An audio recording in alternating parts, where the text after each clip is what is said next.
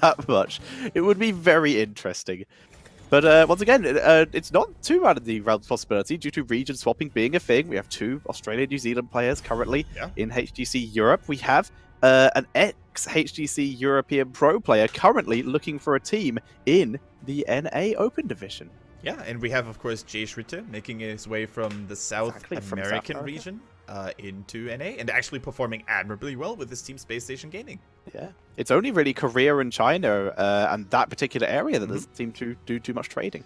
If there was one Korean player and one Chinese player you would like to see in any of the Western HGCs, which one would it be? I think Loktar could really shine in EU, considering that he's on a team already that isn't performing that well.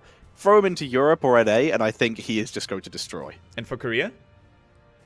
Korea, hard to say. I think the Korean players very much fit in with the Korean style, so it would have to be a Europe team. I don't know. Rich in NA would be hilarious. That would be fantastic. You know what? I would actually go for Timeless, and I want to see him in NA. I think that would be hilarious as well. And for Korea, I think it's safe to say that everybody wants to see Rich, right? Everybody wants to see the unofficial best player from a mechanical point of view in any of the other regions and see what he can do there. Yeah, Dami would also be really... Oh, Dami. Don't even get me started, man. Yeah. SCSC, one of those guys. Since Alpha, one of those guys. He's so good for so long. As we see Tychus and Hanzo removed, early ban on Tychus, cool to see. And an Uther, first picked by RPG. And apparently Sunny Lion is not afraid of Loktar's Genji. They were actually willing to let it go through as a first pick once more, so they must have had a countermeasure. This time RPG focuses more on Uther though, because I can't blame them. I mean, if you just saw in that game, dropping those cleanses of doom, dropping the divine shields whenever it was needed, I really want to prioritize that hero once more on him. Yeah. And the fact is, though, it is very unlikely that Sunny Lion will pick up Genji due to the fact that they haven't at all in HGC China so far. They are currently have banned him 10 times and have never played him, at least on stream. Here we go. ETC and Rhaegar. And now RPG could go for almost the identical approach here on the draft. I mean, Infernal Shrines, let's face it, could also be a good Avatar map. It's definitely not his worst one. Not his strongest one, but also not his worst one. Let's see if that is what they go for as the timer continues to tick down. Abathur, Sonya. Also, big kudos, by the way, to Chicken. I mean, we talked about him before the draft started, that Sonya was currently one of his strongest heroes, and I think he really delivered, and there he goes again. This is now looking very, very similar, and it wouldn't surprise me if we now see a Genji ban. Could even come from RPG, because I don't think he would make that much sense in their current roster right now. Although, you can actually pick him. Yeah. If RPG did pick Genji, it would be an immensely damage-heavy roster, but... That's kind of the point when you're against Rhaegar. Rhaegar's healing's okay, but if you have that much burst with Genji, Sonya, and Greymane, Ancestral's going to have trouble landing. Very true. Very true. And even if you get the Ancestral through, you could just focus on Rhaegar. I mean, Rhaegar is one of the more vulnerable supports because he doesn't have, as you said, any immediate mobility at his availability, whereas a hero like Kharazim, for example, or a Lucio, they have way more disengaged tools than Rhaegar. And the cool thing about Uther is, even if you focus on that guy, you don't want to focus on Uther necessarily, because he's still useful in his ghost form. Completely agree. So, once again, they ban out a Nubarak. Not too common for them. They've only banned him out 6% of the time, whereas Genji, they've banned 62% of the time. How confident must they be to just be letting this go now? But you know what? I think it's a bluff. I think Sunny Lion bans the Abathur to, the Nubarak, sorry, to make RPG ban Genji, when in reality they don't even want to play it. And that exactly could be one of the heroes they could have played instead. So mind games all over the place. Those teams, of course, scrim each other. They practice against each other. And Malthael already proving quite the menace in the hands of Sunny Lion, I think. I think there might have just been a very minor car crash outside, but it's fine. Not my problem right now. As we do see, as long as you're safe, my heart it goes on. It was just a horn followed by a very quiet, followed by some intense cursing. I did not hear any intense cursing, but these earphones are very good at blocking out stuff like that. But now, we wait to see the damage coming in. Tetra, there is... Okay, I was going to say there's a slight minimal chance of a Cho'Gall for Sunnyline because so many counters were already picked away. However, they go for Blaze, the first fire bet of the day. Round 2. You know what? Even RPG could go Cho'Gall. They could. That'd be weird. Just Uther as a support for Cho'Gall? I mean, it'd be very weird, literally kind of fun. There's literally no percentage damage left for Sunnyline to pick from. Tychus banned, Malthael banned, Greybane secured for themselves. Falstad, Karazim, and but that takes a Johanna. while. That takes a while. Not Johanna, sorry, Cassia. Cassia, but she's super vulnerable to all the ability damage coming out from Cho'Gall. So I wouldn't consider her a counter. And Falstad needs level 13. Karazim 7-sided can be avoided very easily. Yeah, dude, molten blocks. If we're gonna see an RPG Cho'Gall, that would be insane. I really don't think we are. I mean, we've seen it before. I'm pretty sure. Let me check. Let me get us out of this season and go into previous seasons. They don't go for it. Johanna again, round 2 for that, and a Chromie, Infinity Chromie. I like that. Yeah. But let me check to see if we have seen a Cho'Gall. No, it's been banned twice. They've never played it. Okay, so the Ogre Dreams are Ripperoonie for now. We're not going to see any shenanigans coming up. But the Chromie and the Johanna, 2 heroes that actually synergize very well with each other. Johanna sucks them in, and Chromie just unleashes the combo. Let's see. There is a cleanse available for Reggar, but Chromie doesn't have to go necessarily for that Temper Loop. Slowing Sense, especially when it comes to zoning people out and dominating shrine phases, is very powerful.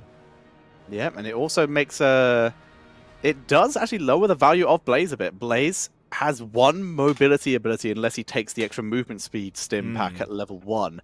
So having that slowing stance could actually give him a lot of trouble, especially if he does take that combustion, because he's never going to get close enough to use it.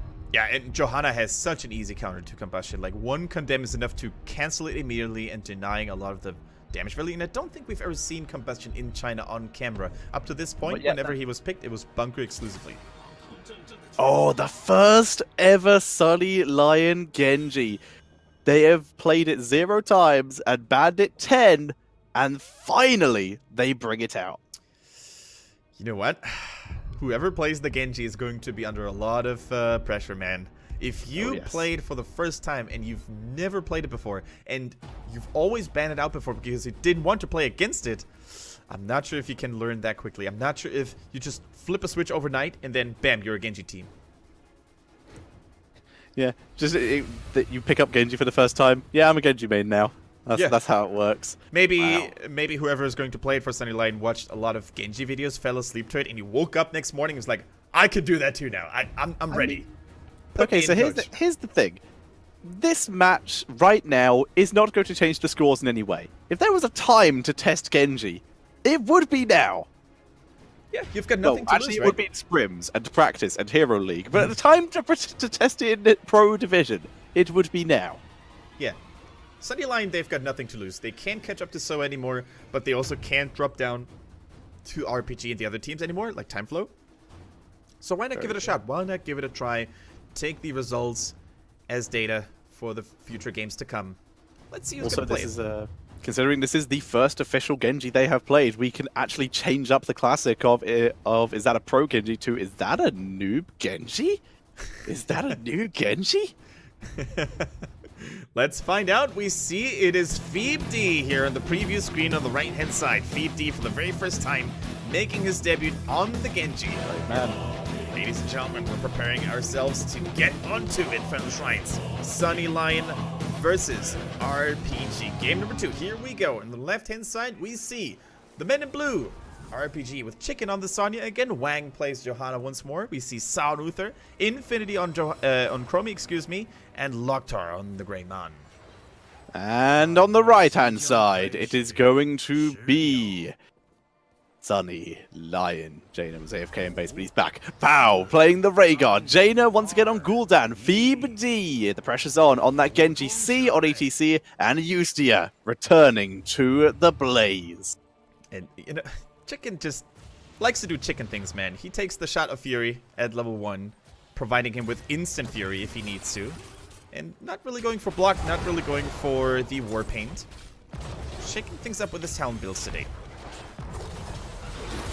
Talent builds. Mostly, like a little bit of a mix-up, but mostly normal, as Jada is probably going to fall, though is able to escape. Jicken, on the other hand, not so lucky. Lovely power slide by C. And Genji gets the kill, and this is the exact opposite of last game, Kendrick.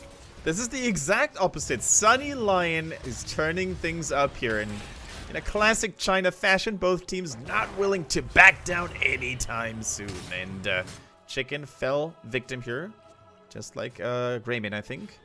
And you know what? I think the raw initiation power by Sunny Lion is very scary. You have a Genji, you have an ETC, and you have Blaze. If they chain their CC effects together very well, it could be lights out immediately, especially pre-level 10, pre-level 7, where Uther doesn't have access to Cleanse or Divine Shield. We see mercenary camps being taken here by RPG. Loktar mostly burning that down. Sar was scouting out the area, but as Loktar's health begins to drop a little bit lower, he will move in and assist. Now, we see the attack speed and movement speed buff once more for Blaze at level 1. China does like that talent quite a bit. Whereas in other regions like Europe, we see the neural stim for the most part, giving mana and cooldown reduction. We see the move in by Sar and Loktar right after the camp onto Ustia, but that armor and exactly as you just said, the movement speed value from Ustia. You know what? I like it. I think there couldn't have been a better situation to showcase how useful that talent can be. I mean, use it defensively, but that could have also gone the other way. If Ustia and his boys were the ones aggressing, then he could have actually chased down the target much more efficiently. So, you know what? I'm starting to become a believer here for that talent. Same here, actually. Like, I always thought it would be the cooldown reduction or maybe even the shield or the unstoppable, especially against high CC comps like this one, like the unstoppable, to just wade through everything Chromie has could be great. Very interesting Wang to see. is so hard to kill. His Iron Skin popped a little bit too late. He got stunned by ETC in the process, though. Is it going to be enough to survive? Yeah. Looks like it is for now. But boy, oh boy, was that close. Yeah, and because he dropped so low, this is now almost a free mercenary. Can't look at that damage by Chromie, though. Chromie damage is very high, and as long as Chromie can stay in the backline, it will continue to be so. But if Blaze could get onto her, he has taken Meltdown, that damage reduction on his trait. Yeah, and I think that's going to be very useful if you get close to someone like Greymane. Reducing his damage by 25% is going to be huge. Very huge, and Johanna's going to have a lot of work cut out for her to try and prevent that from happening, but on Sonya as well, that's going to be great. And what I'm interested about this level 1 for Sonya. I'll be curious to see how well she's using it, because so far it has yet to come into effect. I'm also interested about the level 4 choice for Feed D on the Genji. We mentioned that he's playing the hero for the first time competitively on stream, and he went for the Dragon Claw. Dragon Claw is nice. It's good AoE. So I think the idea is once again just mosh and win. That's what I'm working out from looking at this, looking at all these builds at the moment. Right. There's actually a fancy sound effect when Dragon Claw is popped. I'm not sure if the observer hears it as well, but let's try to figure out how much extra value the Dragon Claw is going to get over the damage over time after Swift Strike. Nice poke there, Infinity continuing to drop the damage. Dragon Breath does hit POW, but not with the center area, so it's not so bad. The Sunny Lion prepared to continue pushing. The extra damage on the Q from Blaze, as opposed to what we did see a little bit of yesterday in Open Division with the Incinerator Gauntlets, which was very cool to see. Yeah, I was going to ask what the more popular version or the popular choice for European Open Division teams was, but the Incinerator Gauntlets makes a lot of sense. It was recently buffed, the talent that is. It is a great AoE wave clear tool. As you said, it can also be used to ignite the oil pitch manually. Yeah, combined with Decent Petroleum as well. It was very cool. That was by Hydra, by the way. Legendary solo lane. Here we go. Now, the game here in Infernal Shrines has entered a relatively quiet phase here, which is rather unusual for those two teams who have been showing us so much aggression previously. But I really think that, especially RPG, they really want to make sure they don't mess up.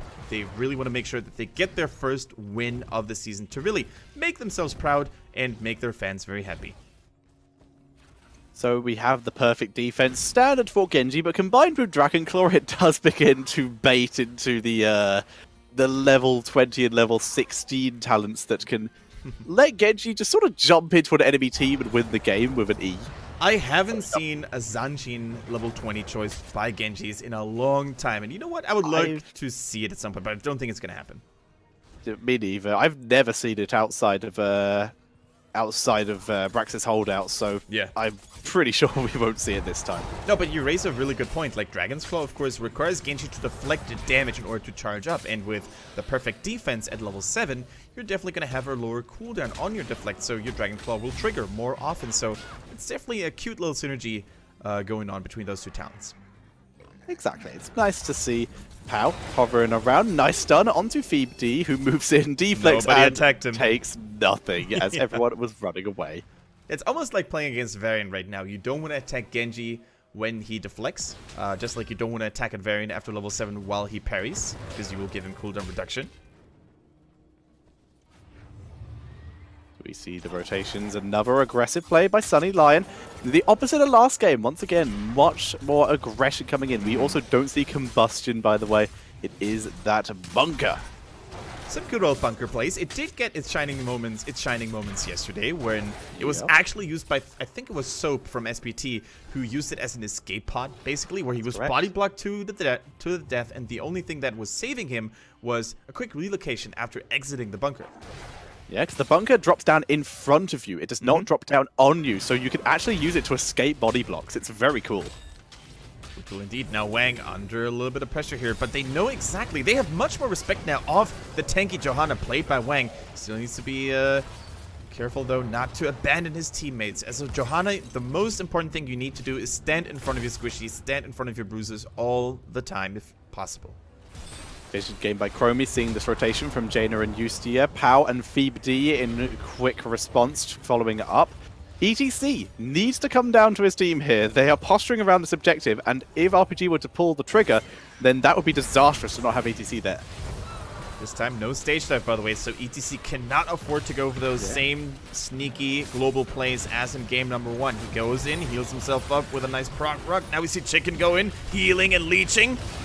Z gets taken out. The mosh pit was down for a second. And the Horrify turning this round. Sunny Lion 1 for 1 right now. Very nice back and forth between the two teams. 1 for 1. No heroic abilities left other than mosh pit and ancestor healing, but ETC is currently no longer fighting. However, Jaina on the Gul'dan. So much value from the AoE damage. Combine that with Blaze, and they're gonna dominate that temple phase, it seems.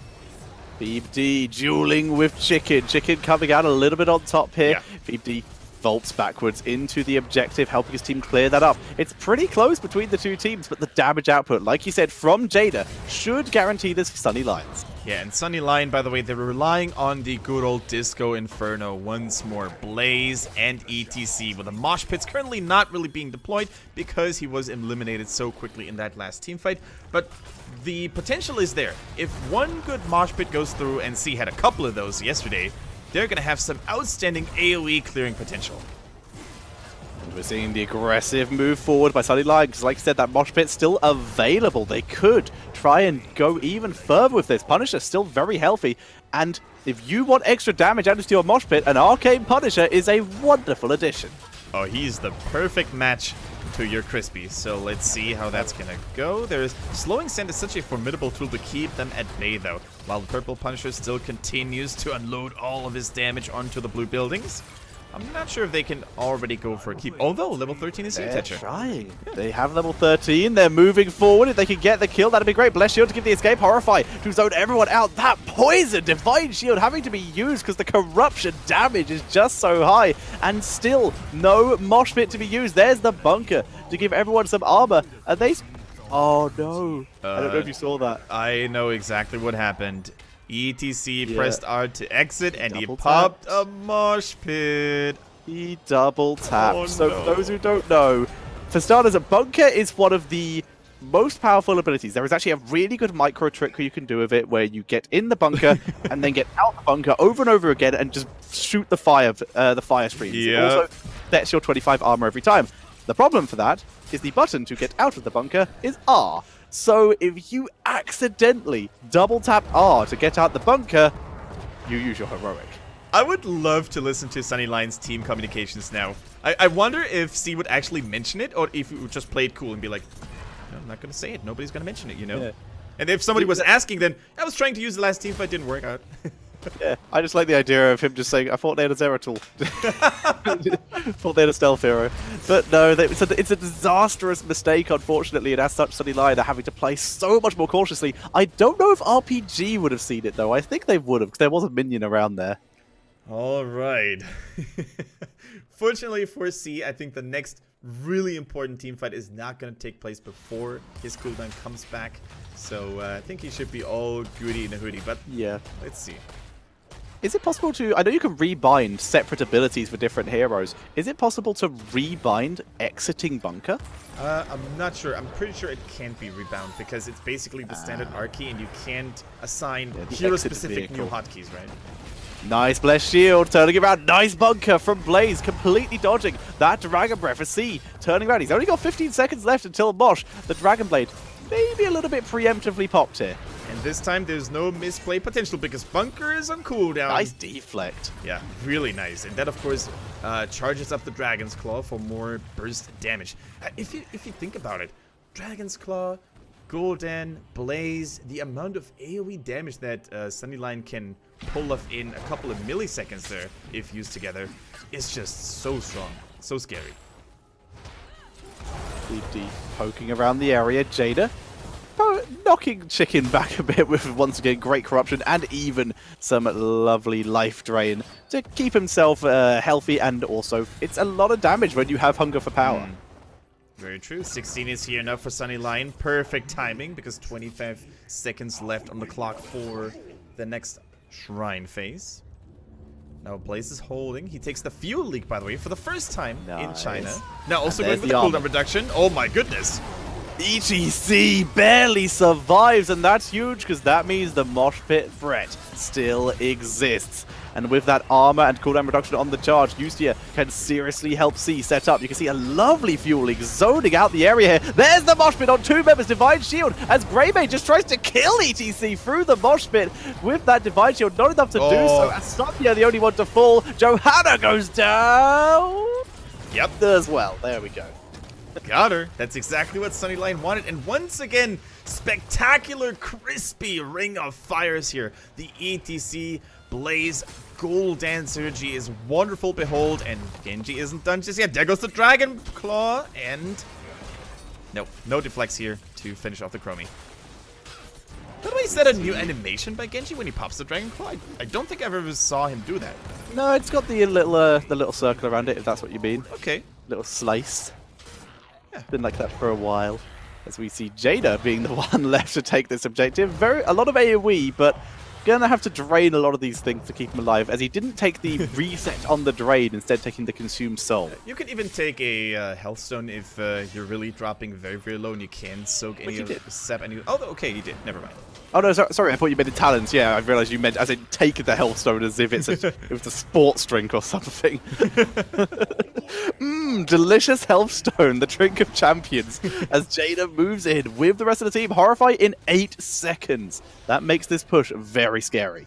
Yeah, and what I really got to see in this game is that Wang is sometimes a little bit sloppy on his Iron Skin. He tries to save it for too long oftentimes, and that actually resulted in Uther being forced on using the Divine Shield on him because Sa thought the Iron Skin was not ready because simply Sa saved it for too long. The Punisher was baited all the way up to top keep, meaning it took a lot of damage, and mid keep is going to be a little bit more resilient here. Mosh pit up in 13 seconds, so if Blaze wants to use the bunker, he should do it now so ETC doesn't have as much time to mess up. As we do see Jada, I'm sorry, that was really mean, as we see Ustia pulling back. Bad Techi. Bad. Go sit. I am sitting. You weird if I was casting standing. We're not a standing desk. This isn't an offline event, as C is able to dash away. Right, so there is a big problem for RPG in this game, I think. Both Sonya and Johanna are very predictable and very, you know, one-dimensional in the way they can initiate team fights if they don't go for lead or if they don't go for falling swords. So right now, it's so easy for Blaze and ETC to always hold the front line and make good engagements happen themselves. The Horrify is good. The Mosh Pit is completely denied with a combo of Iron Skin and the Divine Shield. The bunker is dropped, microing in and out. Look at that armor juggling. Yeah. Getting so much value here. Oh, the baits! Micros! Ustium gets into the bunker to prevent himself from dying, and that's a 3 for 0. I think C, although he didn't really get good value from the mosh pit, he just used it so he could safely enter the bunker without wasting the mosh pit. But that was so cool. They basically stepping in and out to really prevent RPG into overstepping. And that's exactly what they did. Catapults hammering on the core. All team members still left alive, although Blaze is chugging a little bit behind. But that could be the core tension. They're gonna try it, at least Chromie damage to try and save the game here. She has bye-bye, so she was back here very far in advance as they begin to poke down. Core down to 50%. Wang needs to cause some disruption. That's it. The catapults have arrived. That is it. And it is GG 1-1 between RPG and Sunnyline, giving them both a singular point. And that was clean and crisp bunker execution there. What's really cool about that bunker was the fact that he was kind of hidden behind terrain, so RPG couldn't immediately pop it. But it was close enough for all of Sunnyline's team members to constantly hop in and out. And this, I think, could be really something we are going to see in the future more from more teams across the globe, because you could really see the value of those wonderful baits over and over again. Beautifully done. But unfortunately for RPG, they could manage to get a 2-0, but yet another 1-1. Yeah. Pretty solid. You actually saw